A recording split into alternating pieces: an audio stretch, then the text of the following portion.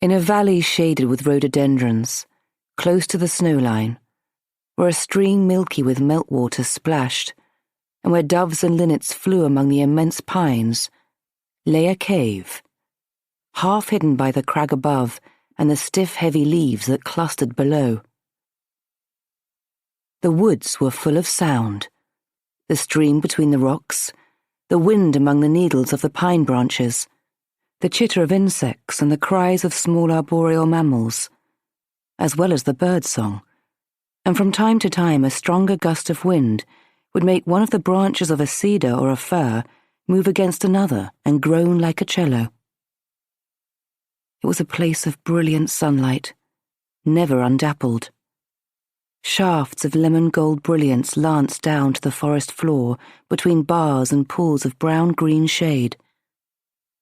And the light was never still, never constant, because drifting mist would often float among the treetops, filtering all the sunlight to a pearly sheen and brushing every pine cone with moisture that glistened when the mist lifted. Sometimes the wetness in the clouds condensed into tiny drops, half mist and half rain, that floated downwards rather than fell, making a soft rustling patter among the millions of needles.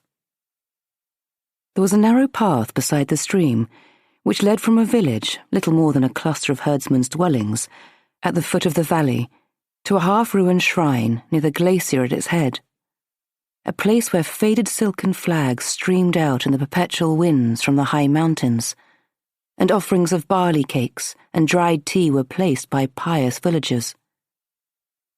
An odd effect of the light and the ice and the vapour enveloped the head of the valley in perpetual rainbows. The cave lay some way above the path. Many years before, a holy man had lived there, meditating and fasting and praying, and the place was venerated for the sake of his memory. It was 30 feet or so deep, with a dry floor, an ideal den for a bear or a wolf, but the only creatures living in it for years had been birds and bats. But the form that was crouching inside the entrance, his black eyes watching this way and that, his sharp ears pricked, was neither bird nor bat. The sunlight lay heavy and rich on his lustrous golden fur, and his monkey hands turned a pine cone this way and that, snapping off the scales with sharp fingers and scratching out the sweet nuts. Behind him, just beyond the point where the sunlight reached, Mrs. Coulter was heating some water in a small pan over a naphtha stove. Her demon uttered a warning murmur, and Mrs. Coulter looked up. Coming along the forest path was a young village girl. Mrs. Coulter knew who she was. Amber had been bringing her food for some days now. Mrs. Coulter had let it be known when she first arrived that she was a holy woman, engaged in meditation and prayer, and under a vow never to speak to a man. Amber was the only person whose visits she accepted. This time, though, the girl wasn't alone.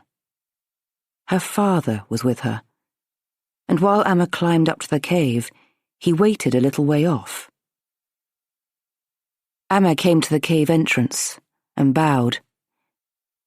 "My father sends me with prayers for your goodwill," she said. "Greetings, child," said Mrs. Coulter. The girl was carrying a bundle wrapped in faded cotton, which she laid at Mrs. Coulter's feet. Then she held out a little bunch of flowers, a dozen or so anemones, bound with a cotton thread, and began to speak in a rapid, nervous voice. Mrs. Coulter understood some of the language of these mountain people, but it would never do to let them know how much. So she smiled and motioned to the girl to close her lips and to watch their two demons. The golden monkey was holding out his little black hand, and Amber's butterfly demon was fluttering closer and closer until he settled on a horny forefinger. The monkey brought him slowly to his ear, and Mrs. Coulter felt a tiny stream of understanding flow into her mind, clarifying the girl's words. The villagers were happy for a holy woman such as herself to take refuge in the cave, but it was rumoured that she had a companion with her, who was in some way dangerous and powerful. It was that which made the villagers afraid. Was this other being Mrs. Coulter's master, or her servant? Did she mean harm? Why was she there in the first place? Were they going to stay long? Emma conveyed these questions with 1,000 misgivings,